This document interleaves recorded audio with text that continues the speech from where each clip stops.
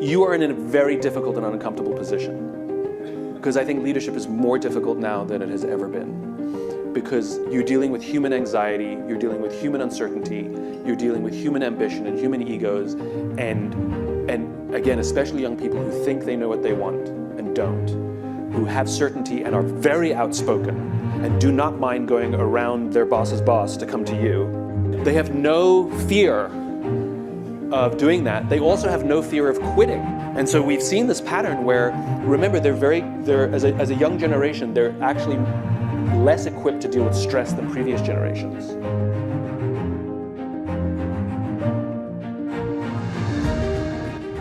The grass is always greener. You have people who are going from relationship to relationship to relationship, worse, from job to job to job to job. And when I was younger, if you didn't like your job or if you didn't like your boss, the bad news was you had to stay there for a year, because if you left in anything less than a year, you would hurt your CV. They would be like, why did you leave in under a year? And now particularly young people, there's no stigma to quitting. My fear is that if we flash forward 5 years, there's going to be a disproportionately high number of people who have 8 jobs in 5 years. And what's going to happen is an employer is going to look at them and be like, I can't take the risk that you're going to stick around. I'm not hiring you. You sound like an amazing candidate, but you're too high risk for me. And because you've had so many jobs over such a short period of time, you actually haven't stuck around long enough to build up a skill set or know what it's like to manage a storm, because you've stuck around in the good times and bailed in the bad times. And so you have now been in the workforce for 5 years, but you don't have 5 years of work experience. You have 4 months of work experience. And so I don't want you either, because you've never been through a battle, And I see it happening. A young person who's been at a company for 8 months goes to their boss and says, I want a raise, I want a significant raise, because I'm doing the same job as those people. Those people have been in the workforce for 10 years. I know, but I'm doing the same work as them and I'm doing good work. That's true. You are doing the same work as them and you are doing good work. The difference is, I'm not paying them just because they've obliquely been in the workforce for 10 years. I'm paying them because you know how to hoist a mainsail in calm waters. And you can hoist a mainsail in calm waters as well as they can hoist a mainsail in calm waters. The difference is, they also know how to hoist a mainsail in a storm. I don't know if you can hoist a mainsail in a storm. I pay them more because I know that if we run into hard times, I know that they know what to do and I can trust that we can navigate. And I also know that they will teach you how to hoist a mainsail in a storm. It's like the same reason I buy insurance. I don't expect my house to burn down, but I pay just in case. I'm paying them more for a skill set that I hope they never have to use. That's why they get more.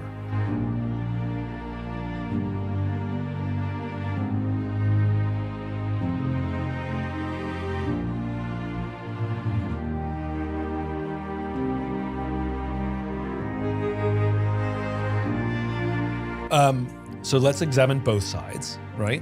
Let's think of it. What's the balance and what are the costs, right? It is a generation that already was starting to ask these questions, but COVID forced the rest of us to ask these questions too, which is, what is the definition of work, right? Like, what is a full-time job? And these are unanswered questions. So I don't have an answer as to what the future of work is, because right now everything's in flux and things have not landed yet, right? So what is the definition of a full-time job? If I don't come to work, the definition used to be I'd come in at 8 or 9 and I leave at 5 or 6. That was the full-time job. Now, how much work I did between those hours, it was FaceTime. And we know that because we've all had jobs where we stuck around until 7. So we got FaceTime, so our boss liked us, right? We've all done it, right? But FaceTime is not a thing anymore. And so I have a full-time job and I'm offered another full-time job and I took it. And we see this, like employees who have productivity issues, and then they say that they're burnt out, and I know how much work you have. You shouldn't be burnt out. Do they have a second job? And why shouldn't they have a second job? Well, we pay them benefits. So what? As long as they're getting their work done, do we care when? People all have side hustles. Even people who've got full-time come to work, everybody's got some sort of little side hustle. So the definition of what full-time employment is up for debate. And I think young people feel, in particular, that why shouldn't I? It's my time, I can do what I want with it. Or I only work 40 hours because those are my limits. Respect my boundaries, right? And the problem is I think all of it is so literal, which is, yes, boundaries are important, but the edges of the boundaries are fuzzy, right? And it's not like I don't work on Saturdays. Well, I agree with you. I don't want you working on weekends. This one weekend, I really need your help to finish this project so we can get it out the door. Or, I don't take meetings after 5 o'clock. I agree with you. I think we should have that life balance. But today, I just need you to work till 6 to get this one project done. And to recognize that, so one of the things they're getting right is that we're married to work and we take our phones on holiday, we take our computers on holiday with us, and that work has ultimate say on our time. I agree. That should go the way of the dodo. But the extreme is not to put these hard lines everywhere and say, I don't do this.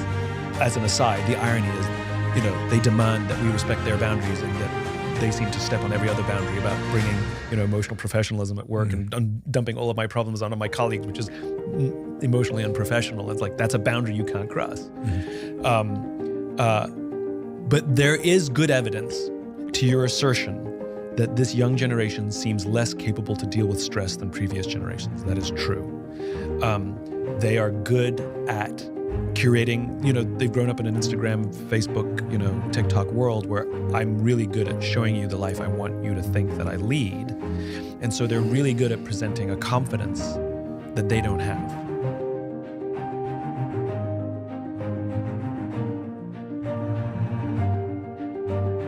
It raises the question, what do you want from your life and what do you want from your work? Like, why do you have this job?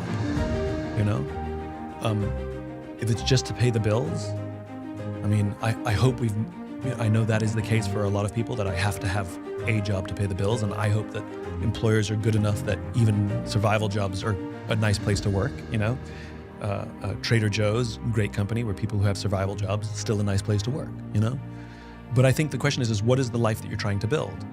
And if you want a job simply to pay your bills, and this concept of quiet quitting. Quiet quitting is this thing where I don't quit the job, but I basically will dial back my effort and give you the minimum. So you pay me to do this job, and I will do the basic minimum amount to do the job, where you can't really fire me because I'm not really doing anything badly or wrong, but I'm also not going above and beyond at all, right? So there's this concept of quiet quitting where people are coming to work and they're just doing the minimum, doing their hours, doing their job, not volunteering or raising their hands or going, that's it. And it raises the question, is that bad? Millennials were difficult, but this younger generation, they're more activist, which when it's like climate change, we love it. But like when you're like the intern and you're sending an email to the CEO going, I don't think that there's other ways to do that. It starts with empathy. And we have to understand it's for better or for worse, the changing nature of what work has become in our lives. If you go back a bunch of decades, it used to be that you got your sense of purpose from church, you got your sense of community from bowling league, you knew your neighbors, you barbecued with them on the weekends, and work, I was loyal to work and work was loyal to me. At some point I'd get a gold watch. The entire generation that when I talk about the gold watch, they have no idea what I'm talking about, right? That's how much the world has changed. And work was simply a place that I made a living to pay my bills. But I still enjoyed it was still loyalty. Over the course of time, church attendance is down, bowling clubs don't exist anymore, we don't talk to our neighbors, we become very insular. And what's happened is all of that pressure is now being put on the office. I now expect my company to be the place where I get my purpose, the place I get my friendships, the place I get my community, the place I get my social life. Now we've also added the place you have to agree with all of my politics. And it's even now, especially during COVID, it's gone up even higher, especially for this young group, where you also have to be my therapists, my therapy. I'm going to bring all of my problems to work. The idea of emotional professionalism seems to have gone away. When you actually see people sitting in meetings like this, and you're like, what's going on? Having a bad day. That's emotionally unprofessional, right? I want you to bring your emotions to work. I want you to bring your whole self to work. But for the same reason that we exercise emotional professionalism in other aspects of our lives, we also do it at work. So one of the struggles of this young generation is they are not equipped on how to deal with stress.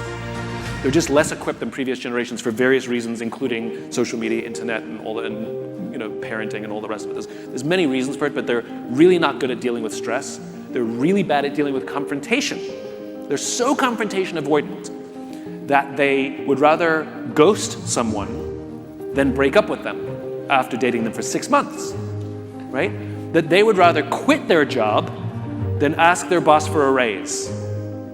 And usually in spectacular fashion, like, you don't value me, you don't pay me enough. You're like, if you just asked, I would have given you a raise, and we love you. But they quit because they're just afraid of the conversation. So they're very intimidated by confrontation. They're ill-equipped to deal with stress. There's an emotional immaturity, emotional unprofessionalism, right? And it's not a good thing or a bad thing, it just is. And so us having empathy and understanding that is important. And so it raises the question, how are they dealing with their stress? Not well. And so there's a new phenomenon that I'm seeing happening in a lot of offices where, especially young people, are finding the one or two the empaths on the team, and they're going to them with all of their problems. And it's not the traditional, I hate my boss, I hate my job. Venting about work is fine, I have no issue with that. But it's, I hate my mom, I don't know what I want to do with my life, when am I going to leave my house, my boyfriend's not working out, my girlfriend's not working out, like every problem in my life on this one or two people at work. And we've had it happen on our team, and I got a little team. I got 3 people who quit because they said they were burnt out. And I was like, I know how much work you do. What do you mean you're burnt out? So I'm like, do you have another job on the side? How can you be burnt out? What I discovered is they were the empaths on the team, and everybody was calling them to unload. They were burnt out because they were taking on everybody's stress, and they were exhausted. They couldn't take it anymore, and they just quit. And when I talked about this publicly, I had a 23-year-old come up to me in one of the companies and said, I do that. And so we have to recognize they are struggling in a changing, chaotic, crazy world right now where there's so much uncertainty in this world. Like, the world is always uncertain, but my God, it's war, and the country's at each other's throat, and there's challenge, and the global warming, and it's just insane, these poor kids. And they have no outlet. They don't know how to deal with it. So my big challenge for all of us is, how do we hold space for them? And the problem is they don't even recognize when we're doing the right thing for them. That's the hardest part. A lot of anger. The problem is it's going to take a bit. Like, we're in a period of extreme flux, and it's not going to settle for a little bit. It's going to be a very bumpy road for the next few years. There's no right answer. And, no good deed will go unpunished.